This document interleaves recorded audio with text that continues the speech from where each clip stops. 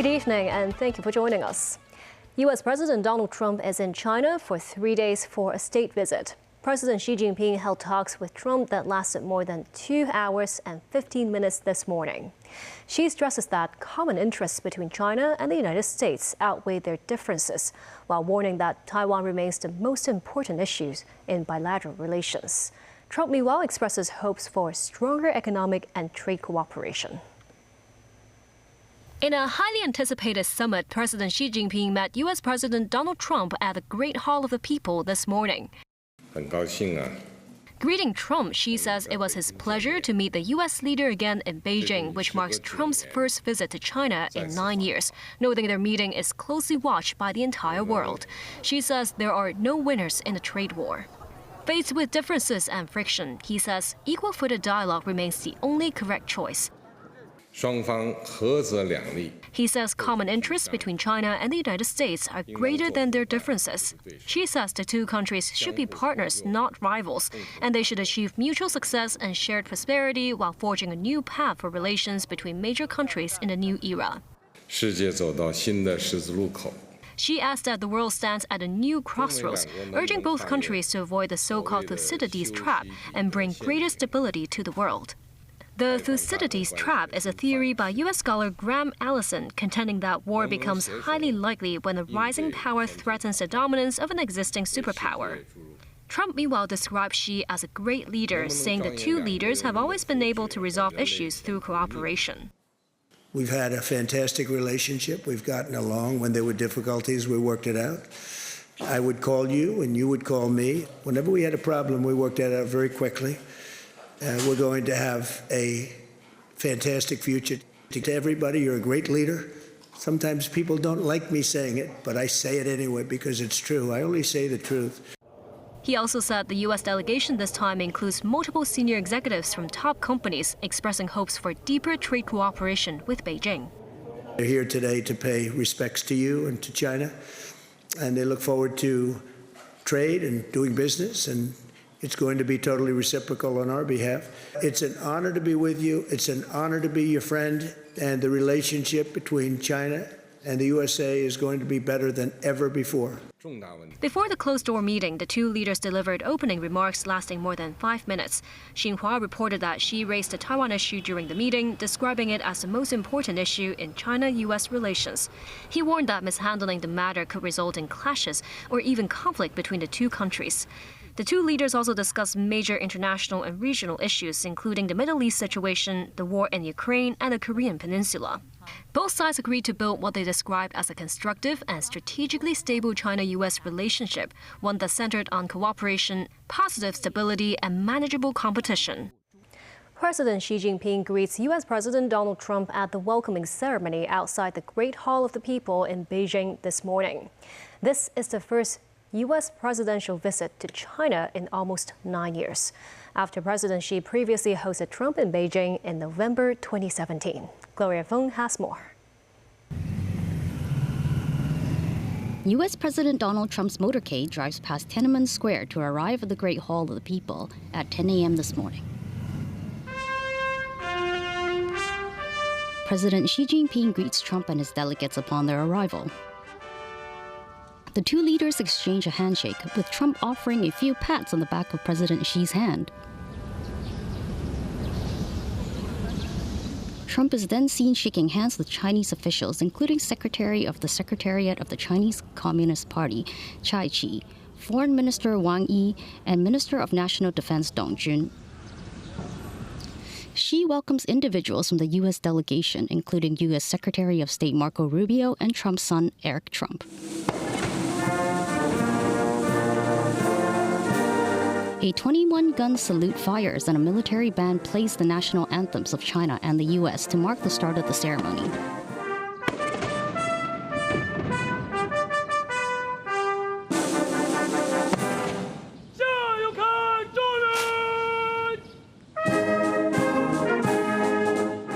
Xi then accompanies Trump as the two leaders review the Guard of Honor of the People's Liberation Army.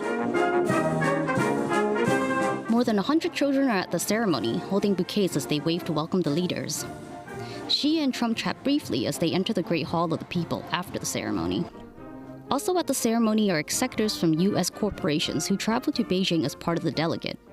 Reuters report Trump says the business leaders he brought along, some 17 CEOs including NVIDIA's Jensen Huang, Tesla's Elon Musk, Apple's Tim Cook, and Boeing's Kelly Ortberg, all respect and value China, and Trump encourages them to expand cooperation with China. Gloria Feng, TVB News. President Xi Jinping and U.S. President Donald Trump jointly visit the Temple of Heaven in the nation's capital early this afternoon. President Xi says the Communist Party of China inherited the people-oriented tradition long adhered to by Chinese civilization and is dedicated to serving the nation's citizens. The U.S. president, meanwhile, notes both countries should deepen mutual understanding and foster friendlier people-to-people relations. Timothy Lee reports. At the Temple of Heaven in Beijing, President Xi Jinping awaits the arrival of U.S. President Donald Trump as the pair were set to visit the world-famous landmark. The two leaders proceed to walk towards the Hall of Prayer for Good Harvest for a photo. Great place. Incredible. China's beautiful. The two presidents entered the temple, where President Xi introduces Trump to the temple built in 1420 during the Ming Dynasty. The temple was regularly visited by emperors of both the Ming and Qing dynasties, who prayed for the nation's prosperous harvests. This, as the Xinhua news agency says, the two leaders had mutual admiration for the historical landmark, and in particular its architectural intricacies. President Xi notes the ancient leaders of China would hold large-scale ceremonies at the temple to pray for peace and stability in the nation. He adds the Communist Party of China upholds the traditions of Chinese civilization and its people-oriented ideology, stressing the government is dedicated to serving the people. The U.S. president says both the U.S. and China are great countries, with equally great people full of wisdom. He emphasizes both nations should deepen mutual understanding and foster friendlier people-to-people ties. Outside the temple's northern gate, crowds of residents prepared telescopes in hopes of catching a glimpse of the two world leaders. A man says he hopes the joint visit can bring about peace and stability between the two nations, ideals that former leaders of China prayed for at the temple. While this man says the temple symbolizes Chinese cultural heritage, which is championed by President Xi. He believes the peoples of China and the West can view each other as equals, without viewing one culture as superior to the other.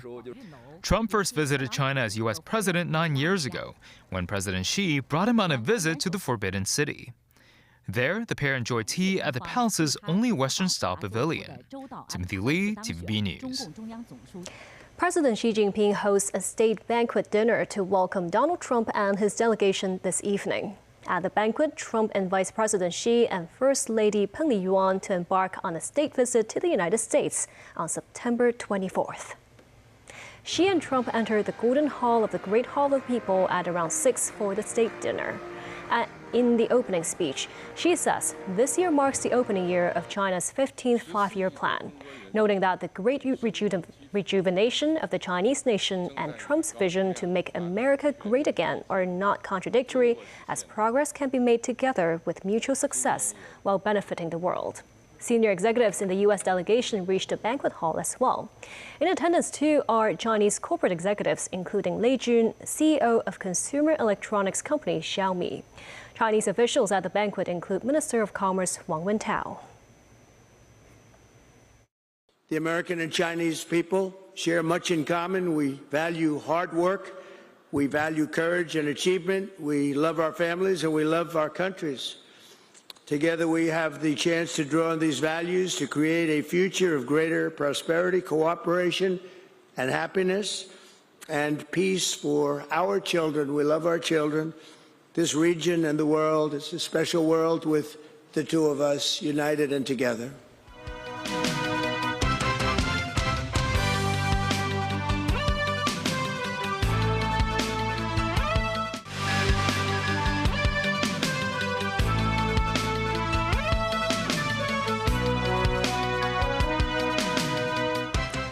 Welcome back. Israeli Prime Minister Benjamin Netanyahu visited the United Arab Emirates and met the Emirati president during the war with Iran. A statement from the Prime Minister's office says Wednesday, in what would be their first confirmed meeting. However, the UAE's official news agency WMA denies the meeting had occurred. Meanwhile, Israeli drones struck 3 vehicles on the main highway south of Beirut Wednesday, killing 8 people. Danny Zhou has more. The Israeli drones hit the vehicles, killing 8 people, including a woman and 2 children, just a day before Lebanon and Israel are set to hold talks in Washington. Israeli drones struck multiple vehicles across areas of Lebanon, including south of Beirut, killing at least 8 people, including a woman and her 2 children. The latest wave of airstrikes come a day before Lebanon and Israel are scheduled to hold another round of direct talks in Washington. This as nearly 59 children have been killed or injured in Lebanon over the past week, according to UNICEF. The Israeli military said that it has been striking Hezbollah infrastructure in several areas in southern Lebanon, hours after warning residents of 6 southern villages to leave. Hezbollah continued to claim attacks on Israeli troops in Lebanon and in northern Israel. The United Nations says they are increasingly concerned the fighting between Hezbollah and Israeli soldiers is putting peacemakers at risk in and around UN bases.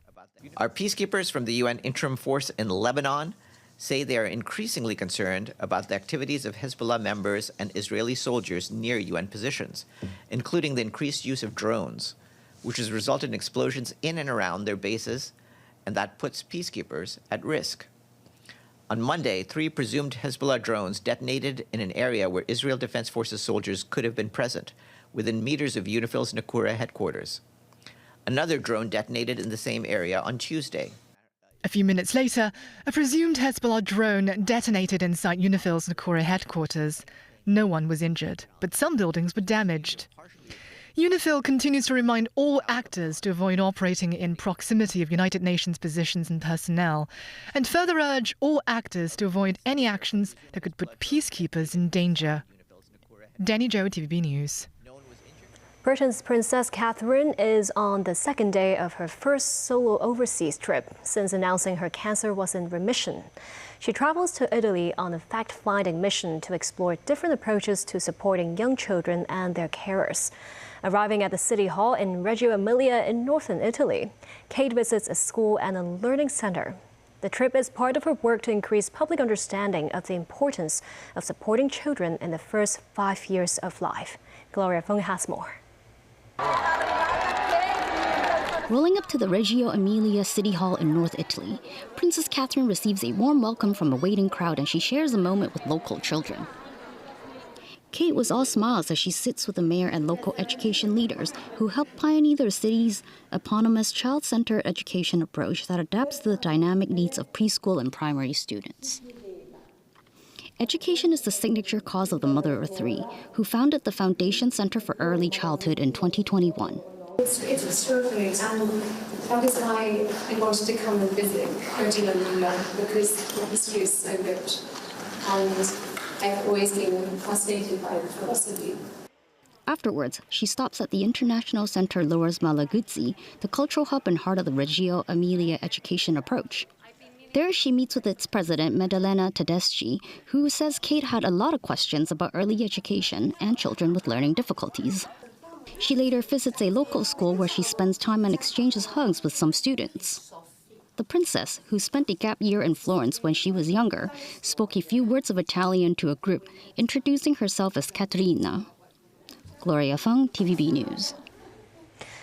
After a week-long trial, a jury in Brooklyn Federal Court finds a 64-year-old man from New York guilty of running a secret Chinese spy outpost. He faces up to 30 years in prison. Liu Jianwang, a U.S. citizen for decades who also goes by the name Harry Liu, was accused of acting as an unregistered foreign agent while running a so-called secret police station at the behest of Beijing in Manhattan's Chinatown. Jurors were shown a banner that reads, "Fuzhou Police Overseas Service Station." Prosecutors say he started out by helping Chinese nationals in the city renew their driver's licenses, which alone is a crime if not disclosed to the U.S. government. They also allege Liu agreed to help the Chinese government locate a pro-democracy activist residing in California. Liu, arrested in April 2023, remains free on bail and awaits sentencing, calling the charges fabricated and part of an effort to smear its image. Beijing says there are centers around the world that are run by local volunteers to help Chinese nationals with paperwork and other issues. There has been a fatal car crash this evening in Qingyi. A worker at the control area in his 50s has been killed. At least 5 others are injured after a truck rammed into a construction vehicle and a private car on Chengqing Highway. The impact of the collision can be seen at the rear of the yellow construction vehicle and the private car. Reportedly, a worker at the Qingma control area was trapped under one of the vehicles and died. Police received reports about the crash at about 5 p.m. Apart from the worker at the control area, 2 men and 3 women sustained minor injuries. Research from the Chinese University's Faculty of Medicine found a drug that mimics the natural hormone secretion of the gut and brain can improve the recovery of patients with severe stroke. GLP-1RA, a drug often used to treat diabetes and obesity, has been found by the CUHK team to also produce extensive molecular changes in organs such as the brain and heart, protecting brain health and delaying aging. The team conducted a clinical trial on 140 stroke patients with severe large vessel blockage. The proportion of patients receiving the new therapy who showed good recovery in neurological function was about 20% higher than the standard treatment group.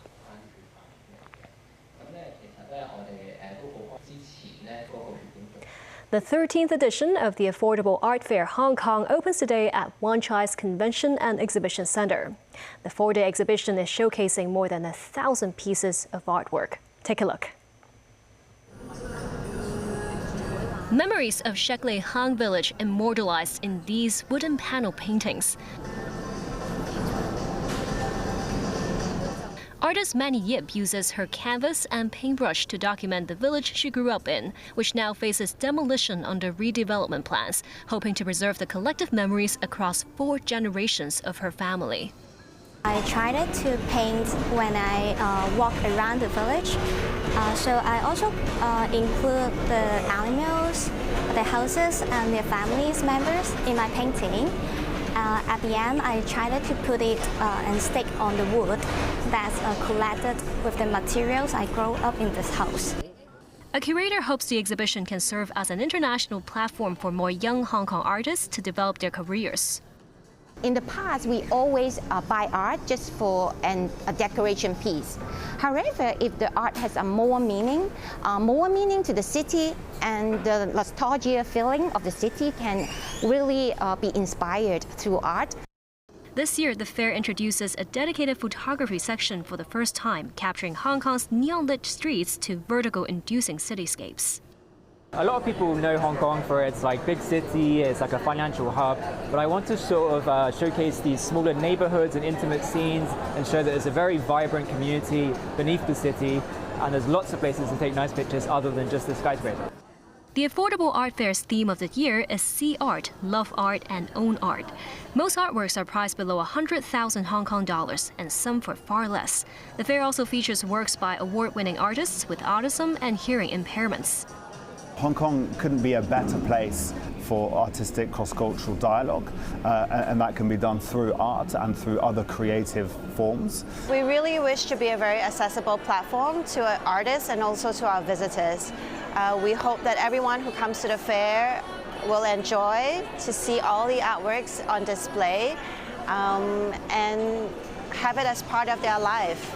Paid interactive workshops are being held at different time slots throughout the day for participants of different ages, including contemporary Chinese ink art and these etching and printmaking experiences. The 4-day exhibition runs until Sunday. And that's the news. Thank you for watching.